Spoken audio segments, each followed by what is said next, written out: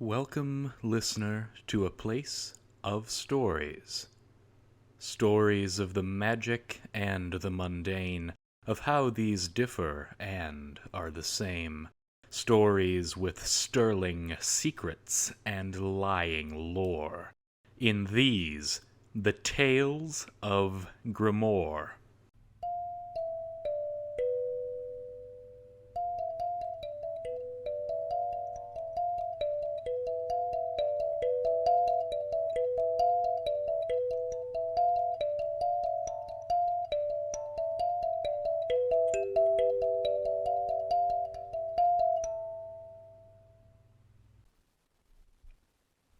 Book 1 The Lost God Chapter 4 The Old Road to New Town.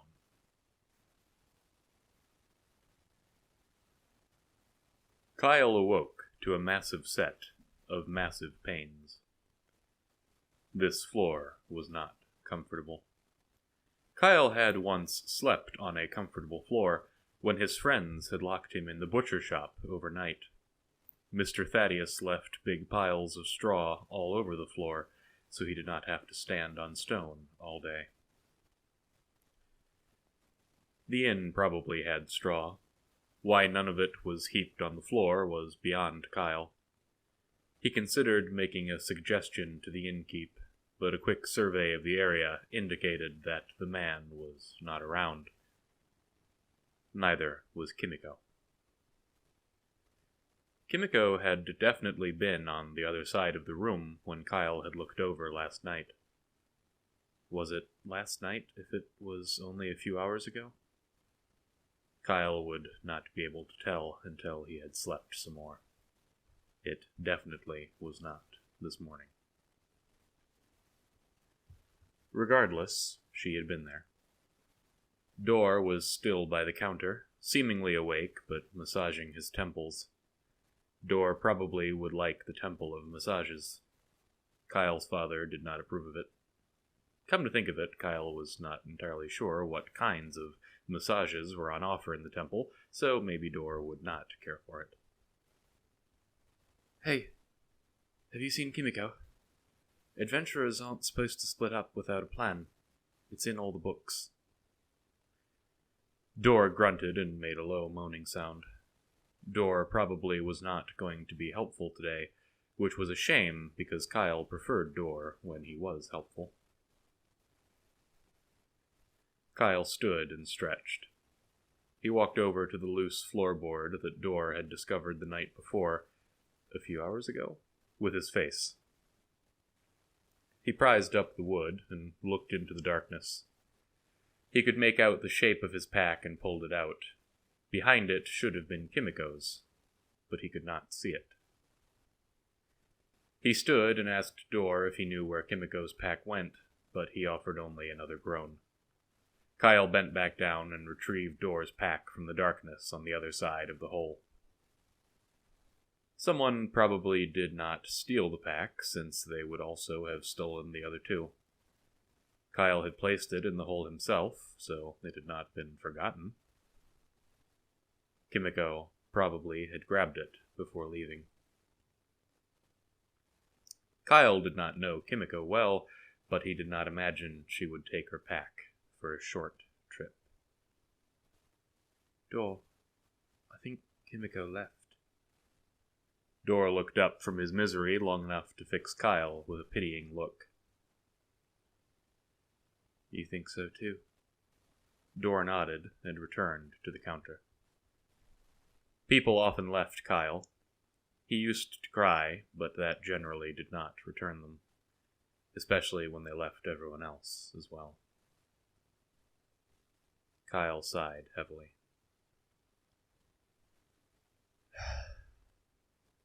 We've got to get going. Dor stirred and emitted sounds that could charitably be interpreted as assent. After several more minutes of coaxing, Dor and Kyle were shambling out the door. The square was empty now, except for the vast quantity of litter left behind by the night's occupants. A few rats were fighting over scraps, while a few kindred spirits followed Dor's example and lurched home with their heads cradled in their hands.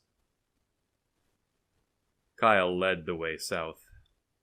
After a fashion, the pair exited the town and stood before a great forest, separated only by a few hundred yards of cleared farmland. Kyle decided to start a conversation with himself, since Dor would not be good company today. Really interesting place. The forest was sacred to the original inhabitants of this region, so by tradition it's illegal to fell trees here. Once you get farther away from the forest post, they can't really enforce it though.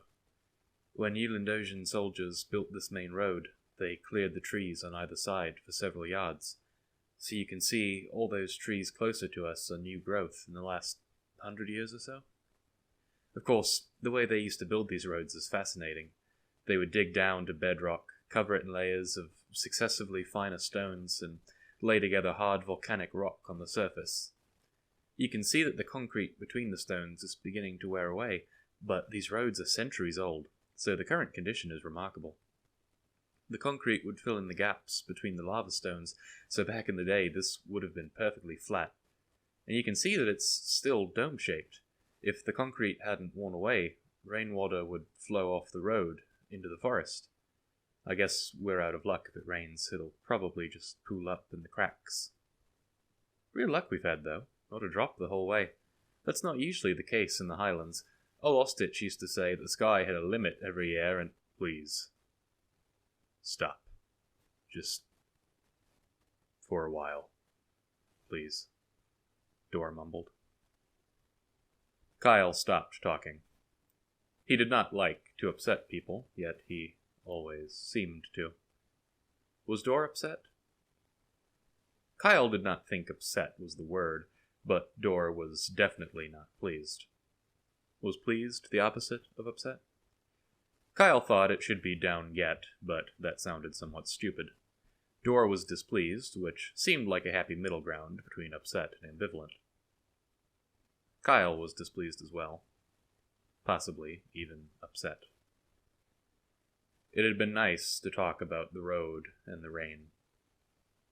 He was not thinking about Kimiko leaving while he was. Kyle liked Kimiko. He knew she probably did not like him. He imagined she would not otherwise have left in the dead of night without saying goodbye. She probably had gone back up the road toward Dayton. People were always looking for hired swords there. Hopefully she would remember to do extra foraging in the lowlands before she got too far this time. She could have gone back to Gahon. Kyle was uncertain what the sellsword market there was like. Always best to know the market, though, Kyle's father said so many times. If you knew the market, you knew how practical investment was. Kyle was not sure what it meant to know the market. He was never consulted on the bank's investments. Kyle's father probably was cross with him. Kyle preferred not to think of their last words to each other. He had promised his mother years before not to repeat many of the words involved.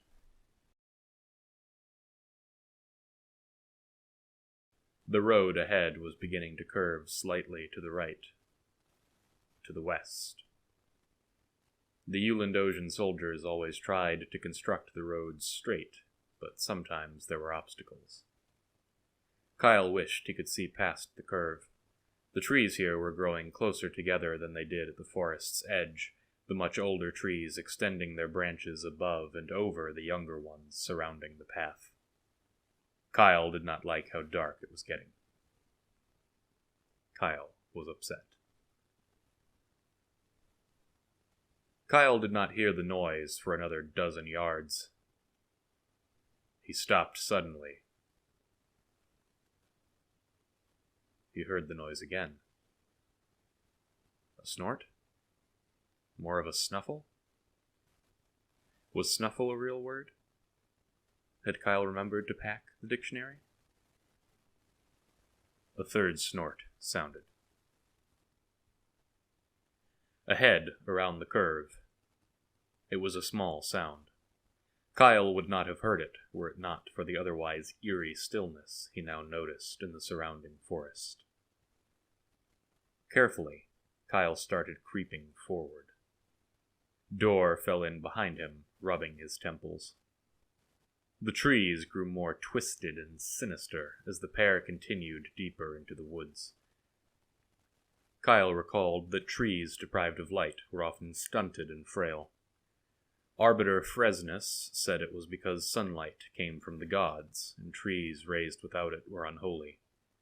Miss Sorcus said it was because trees ate sunlight and starved without it. Either way, the trees were becoming ghastly.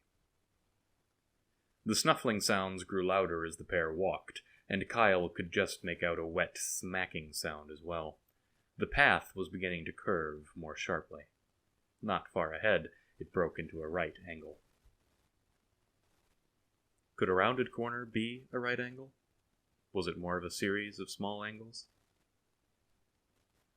After a fashion, Kyle rounded the sharp corner, or right angle, and wished he had not. Kyle drew his breath in sharply, and was dimly aware that Dor had run into his back. 5 meters down the road, a bear was eating something. It looked human.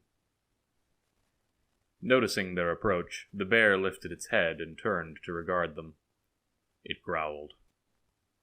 Kyle fixed his eyes on the ex-person laying in front of the bear. It had long, dark hair, like Kimiko's. Its armor looked similar as well. Kyle looked up to see that the bear was no longer content to stay still. Everything seemed to be happening quickly. Dor staggered ahead with his hunting knife withdrawn, but he was still reeling from the effects of last night's revelry.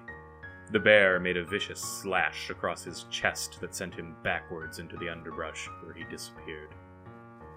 Dor was really Kyle's only hope. Kyle screamed, but probably that would not be effective. He stared ahead at the growling, salivating monstrosity. After a moment, he was staring ahead at a blur of green and black. Shortly thereafter, he was staring ahead at muddy ground. Something hurt. Everything hurt. Could everything hurt? Kyle was quite certain he had discovered the answer to be yes. In particular, Kyle's head hurt. He thought he heard a scream, but it might well have been his own. Something warm and sticky flowed down his cheek. He was quite certain something had dashed open his skull. The world slowly grew darker. Sleep.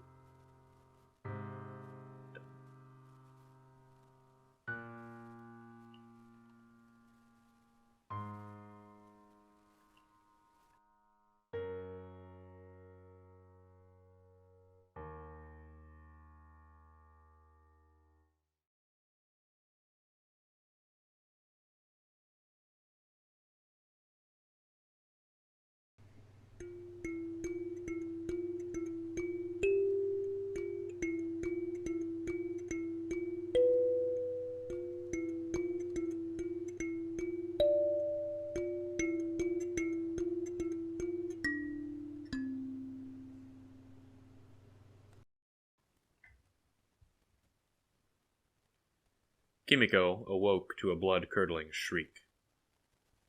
She was still groggy from the lack of sleep, but she sat bolt upright on the tree limb.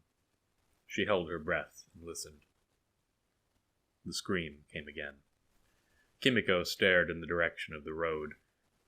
She had made camp in this tree, about 10 meters off the road, and about 2 kilometers outside of town. Right now, she could see nothing and no one to make the scream, which made it all the more unsettling. Carefully, she undid the bindings holding her pack on another branch. She withdrew her underclothes and drew them over her skin.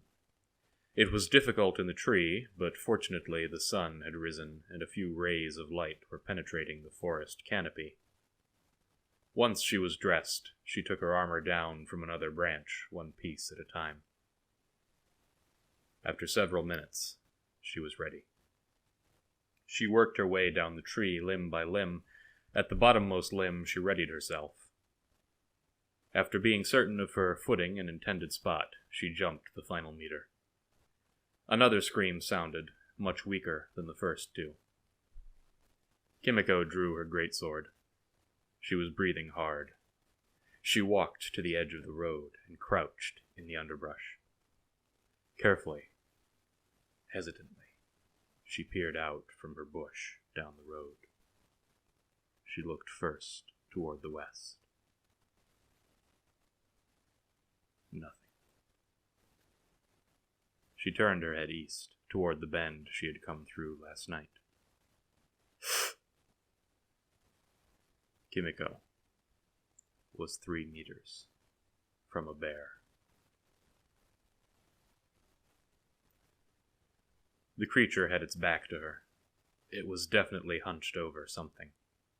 Kimiko squinted and leaned forward, trying to get a better look. She saw a metallic glint in the road as the wind rustled the leaves overhead and let more light in. It was a sword. Kimiko knew she should not look further, but she did. She followed the sword's harsh line in the road to the hand resting on its hilt. The unmoving hand. Kimiko saw the 3 faces in her mind. The thought of the bandits lying dead in the highlands made her sick. She vomited.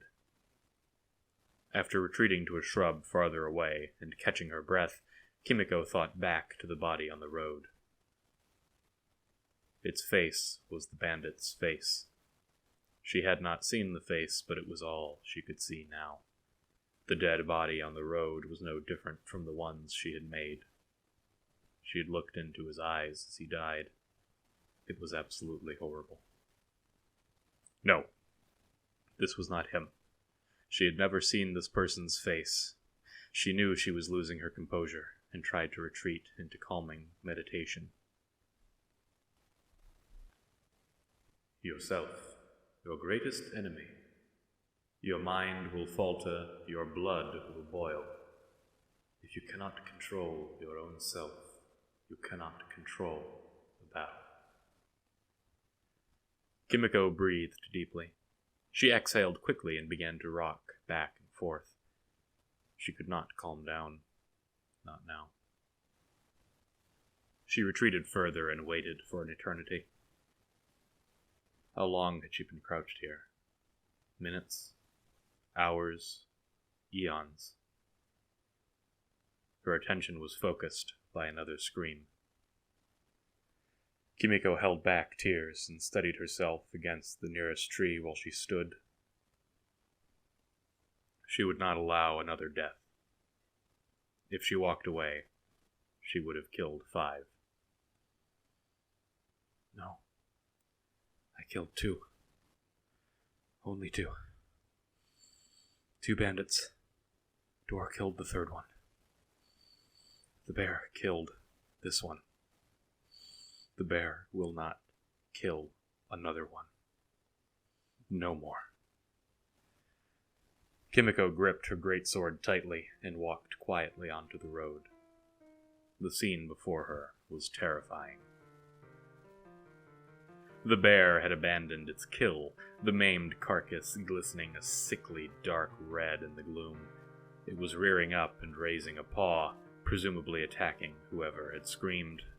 To the bear's left, she could see a pair of feet sticking out of the underbrush. She drew her sword up high. The dead body's sword was clean. It had never gotten the chance to swing. Kimiko needed every advantage she could get, and as a prone form was flung into the underbrush on the other side of the road, she knew her distraction was almost at its end. The advantage of surprise was still hers for the moment, though. Time slowed as she charged. Dimly, she was aware of her feet pounding the stones beneath her, her arms reflexively raised above her shoulder, readying a powerful downward swing. 3 meters. 2. 1. Kimiko swung when she was almost at the bear. Her elbows unbent quickly and her sword sang as it sliced the air. The sword collided with the bear's back at incredible speed. A horrible thump resonated through the canopied road, and the bear roared hideously. Kimiko withdrew her sword. The bear turned, fury pouring from its eyes. Kimiko saw its paw coming up for a swipe.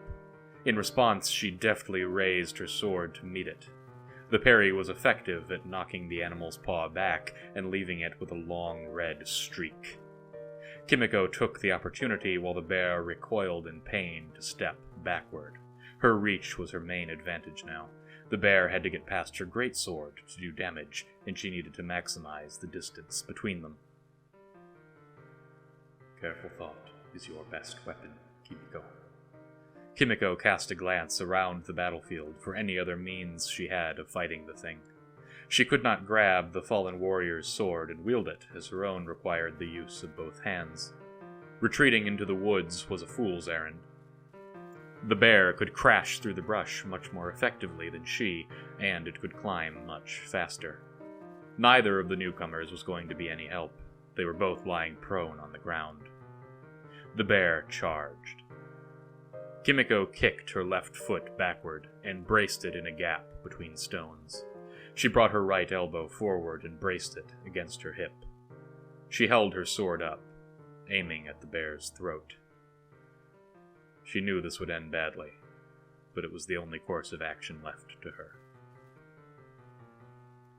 She watched in mental agony as the bear approached. 4 meters. 3. The bear slipped. Not enough to derail its course entirely, but enough. The corpse's blood was beginning to pool on the road, and the bear had slipped in it. 2 meters. The bear was trying to regain speed, but its paws were slippery, and it lacked traction on the smooth stones. 1 meter. Kimiko readied herself. In an instant, it was happening. The bear was upon her. She had slightly misaimed her sword, such that it slid off the bear's throat and lodged into its shoulder. The bear hit her like a charging bear. She was knocked backward, her ankle twisting as it wrenched free from the gap. She knew she was going to die. She and the bear were both propelled westward along the road. Deep down, Kimiko knew it was over. She mouthed a silent prayer to the master of life as she flew. After a few heartbeats, she collided with the hard ground. The bear did not fall on top of her.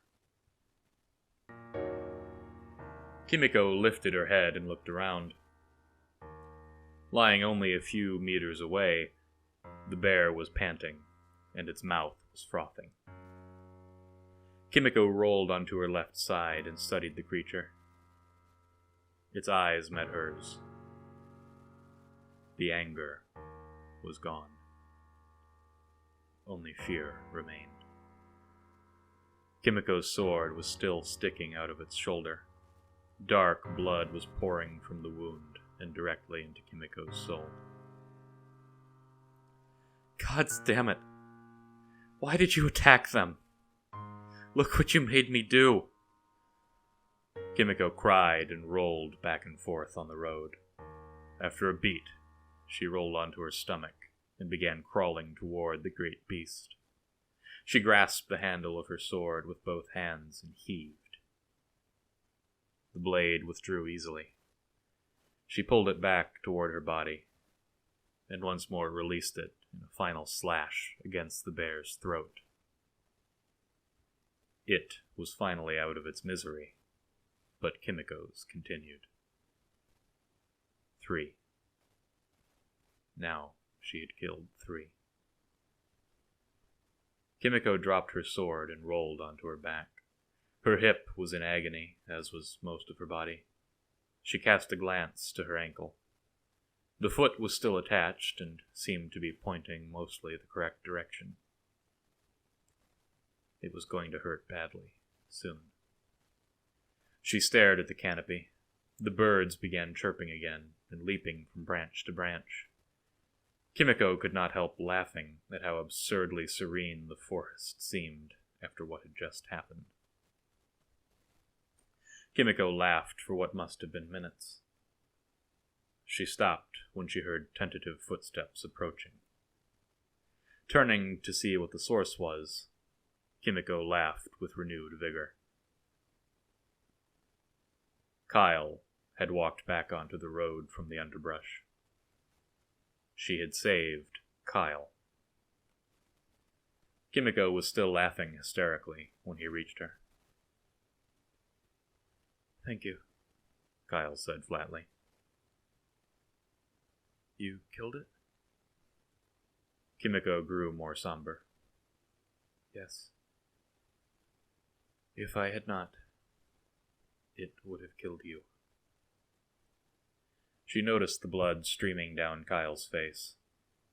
It may have killed him anyway, the way he looked. "I am going to try standing." Kimiko propped herself on her elbows and slowly worked her way onto her right foot. She attempted to put weight on the left one and immediately drew it back. She threw her arms around Kyle as she regained balance. "No good?" he asked. Kimiko winced and hissed. "No, not at all. How is your head?" Kyle touched his forehead and seemed to notice the gash for the first time. He stared down at the blood on his fingers when he withdrew them, seeming almost to disbelieve the sight. "Bloody bad luck, that," he said casually. He looked Kimiko in the eyes with some confusion, and then his own suddenly snapped wide with realization. "It threw door!" Kimiko held her arm around Kyle as she hobbled alongside him toward where Dor was lying in the brush. Kyle helped her down and went to investigate. Kimiko watched from the road as Kyle helped the man to his feet and guided him up the gentle slope. He looked terrible. The bear had slashed his chest open from his left shoulder to just below his right ribs. His tattered chest plate was hanging loosely from his waist where it met his pelvic guard.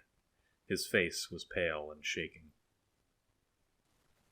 "We have to get him back to town," Kyle shouted. Kimiko shook her head. Dor was dying, and the town was 2 kilometers away. With her ankle ruined, she could not help Kyle carry him. And Kyle looked like he might barely make the trip himself. There was no way they could get Dor back to town in time. "No. Get me as many leaves as you can carry." "Now!" Kyle ran into the underbrush to collect leaves. "Dor, stay calm. My sensei taught me some field healing. I can stop the bleeding, and then we can figure out how to get you to town. You will be all right." The mercenary laughed, an action which turned his lips red with blood. "I know I'll be all right. Been through worse," he returned with a far-off look. Kimiko ripped away what was left of Dor's shirt. She pulled the water skin from his pack and used it to wash away the debris that had gathered in the wound. She knew she was supposed to boil the water, but she had no time. By that time, Kyle had returned, his arms full of leaves. He dropped them before Kimiko, and she picked out the roughest ones. Carefully, she began packing them along the wound. She gave Dor's hand a reassuring squeeze when she was done, before turning back to Kyle. He looked ready to collapse, but his work was not done. "Pack this into your forehead," Kimiko instructed, handing him another rough leaf. "And then find me some yarrow. It should grow wild in these woods. Do you know it by sight?" "Yeah," Kyle panted as he spoke. "I saw drawings in a botany book." He turned and ran back into the forest, packing the leaf into his forehead wound. Kimiko turned back to Dor. He had closed his eyes, and his breathing had grown more steady. He had a pained expression on his face, but somehow Kimiko thought the pain did not stem from his injuries. After a few minutes, Kyle returned with a handful of yarrow stalks. "Break one open and rub the water around your wound." Kimiko accepted the rest from Kyle and set about doing the same for Dor. It took several minutes, but eventually she had spread the plant juices all over his injured chest. Kimiko sat back and breathed deeply. She motioned for Kyle to sit. He sat right next to her.